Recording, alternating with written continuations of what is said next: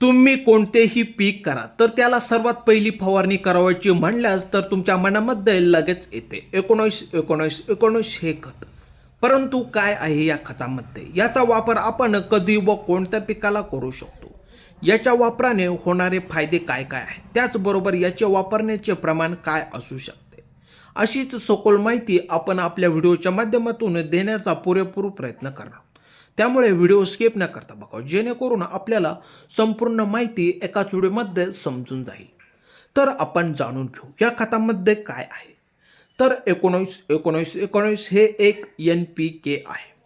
हे खत water soluble fertiliser आहे, म्हणजेच हे खत पाण्यात 100% विरघळणारे खत आहे. हे खत तुम्ही कसे वापराल, तर तुम्ही हे वॉटर सोल्युबल खत दोन प्रकारे यूज करू शकता. सर्वात प्रथम तुम्ही ड्रिपद्वारे किंवा फवारणीद्वारे या खताचा या ठिकाणी सहज वापर करू शकता. या दोनही पद्धतीने याचा रिझल्ट खूप छान आहे. तर पुढे जाऊ. बऱ्याच शेतकऱ्यांना प्रश्न पडत असेल, 19 असे का लिहिलेले असते. तर या खतामध्ये 3 एक समान घटक आहेत. तर ते सारखे घटक कोणते? NPK, नत्र, स्फुरद, पालाश यांचे प्रमाण प्रत्येकी 19% आहे. या खताचा वापर आपण पिकाच्या सुरुवातीच्या काळात सहज करू शकतो. याने तुमच्या पिकाची जोमाने वाढीसाठी चालना देऊन तुमचे पीक जर पिवळे असेल तर ते घालवण्याचे काम आणि हिरवेपणा आणण्याचे काम हे 19 हे खत करत असते. तेव्हा तुम्ही पिकाच्या वाढीच्या दरम्यान याचा वापर सहज करू शकता.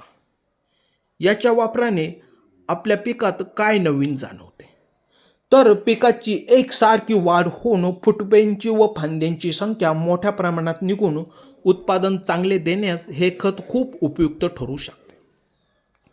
जर तुम्ही ठिबकद्वारे या खताचा वापर करणार असाल तर खूप छान रिझल्ट आहे, कारण तीनही घटक एक समान असल्याने ते पिकाला योग्य त्या प्रमाणात अन्नद्रव्य पुरवण्याचे काम करतात.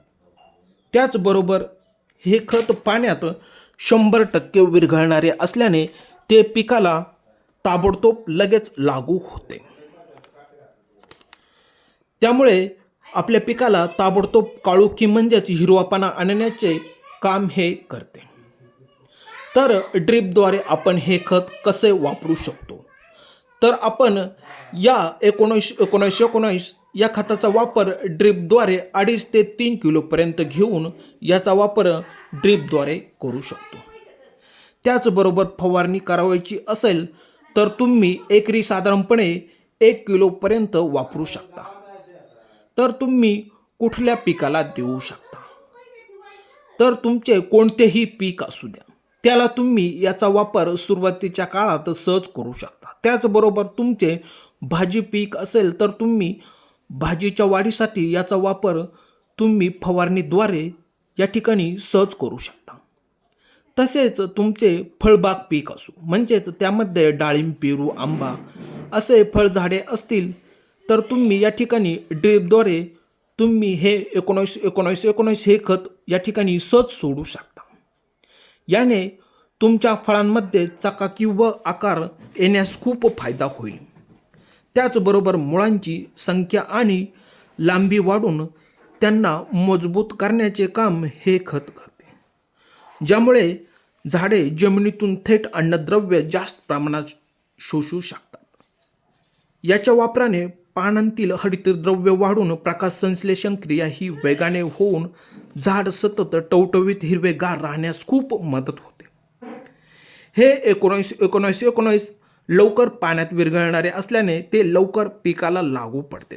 त्याचबरोबर हे खत प्रामुख्याने पीक लागवडीनंतर 30 ते 40 दिवसांचे झाल्यास त्यानंतर दिल्यास याचा या ठिकाणी खूप छान रिझल्ट आहे. त्यामुळे तुम्ही याचा योग्य त्या वेळेतच वापर करावा. तर शेतकरी मित्रांनो, कसा वाटला व्हिडिओ?